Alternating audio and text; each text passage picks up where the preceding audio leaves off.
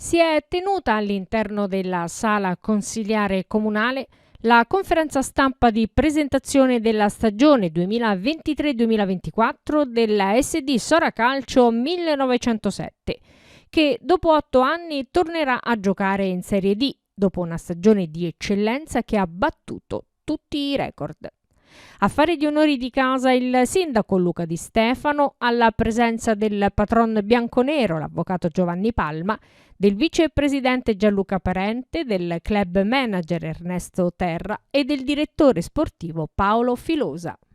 Sì, quest'anno un campionato importante per il Sora, una Serie D però può essere paragonata alla C2 dei vecchi tempi, perché specialmente se andiamo nel girone F ci sono squadre davvero blasonate. È giusto ringraziare la società che veramente si è impegnata tantissimo per portare Sora in questa categoria importante. Noi come comuni siamo vicini, infatti partiremo già settimana prossima per i lavori di rifacimento del Mando Erboso, quindi oggi secondo me il calcio deve essere sostenibile, quindi sostenibile a livello finanziario e quindi cercare di fare una squadra che possa fare bene all'interno di questo campionato, però senza dimenticarci tutte le cose che ci sono intorno, quindi è giusto che continuiamo su questa strada della sostenibilità, e come facciamo anche noi negli enti, e quindi cercare di fare qualsiasi cosa sempre nel limite del possibile. Oggi inizia un nuovo progetto su base triennale che ci vedrà protagonisti in questa categoria di cui speravamo da tempo di arrivare, quindi sicuramente è un progetto nuovo, faremo un progetto giovane cercando di puntare su ragazzi che possono rimanere noi con un progetto pluriennale. Speriamo, i tesseramenti ancora non sono aperti, siamo abbastanza vigili sul mercato, appena si apriranno annunceremo qualche giocatore, perché gli accordi già sono stati presi. Il mister è una mia scelta, come è giusto che sia. Io mi prendo sempre le responsabilità di prendere l'allenatore e tutto quello che può essere delle decisioni strutturali, perché credo che sia giusto così. Il mister mi ha colpito per la sua enorme voglia di fare bene, è un mister giovane ma che al tempo stesso ha fatto 4 anni di D, quindi facendo noi per il primo anno la D era giusto strutturarci con una persona che conosceva bene la categoria, sebbene giovane, ma comunque io sono convinto che il mister ci darà grosse soddisfazioni.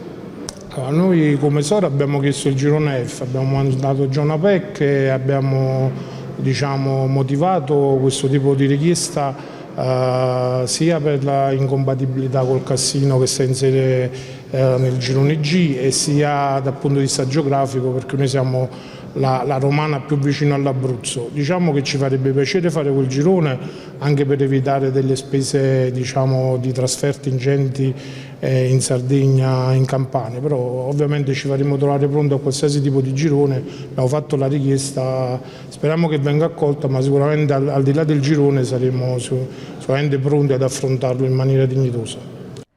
Tanti tifosi presenti in sala per conoscere il futuro della loro squadra del cuore. I presenti hanno illustrato la nuova organizzazione societaria, gli obiettivi della prossima stagione, la campagna acquisti, il piano marketing, la campagna abbonamenti di prossimo avvio, fino ad arrivare alla situazione degli impianti sportivi, con lo Stadio Tomei che a breve sarà oggetto di lavori riguardanti il manto sintetico e relativo inizio della preparazione, che partirà lunedì 24 luglio.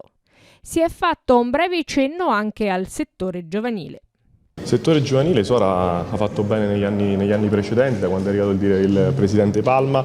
Sono convinto che tanti altri ragazzi si avvicineranno, perché quando è una squadra che milita in Serie D sicuramente ci sono tanti ragazzi che vengono a giocare nel tuo settore giovanile, quindi complimenti anche a tutti i ragazzi che hanno allenato i mister in questi ultimi anni, perché hanno dato dimostrazione di essere veramente bravi.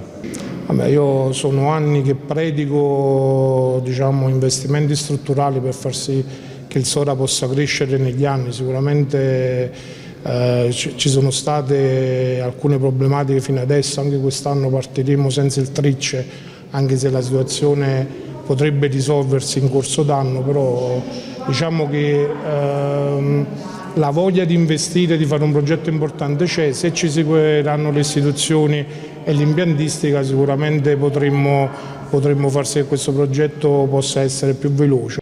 Il neodirettore sportivo Paolo Filosa ha parlato della rosa composta in primis da uomini e poi da calciatori. Sarà una squadra giovane, pimpante e programmata per una squadra futuristica, insomma. Cerchiamo di portare tutti i ragazzi che hanno fatto la categoria e di poterci divertire sicuramente. È una squadra ambiziosa e ragazzi che hanno fame. La squadra che andremo a comporre sarà di molti under e qualche over, quindi saranno 22 alternative a disposizione di mister Campolo e poi il mister di volta in volta sceglie domenica per domenica, dopo il lavoro settimanale, la migliore formazione da mettere in campo. Tutti i calciatori che verranno a Sora sono prima uomini e poi calciatori. La squadra è al 95% già composta.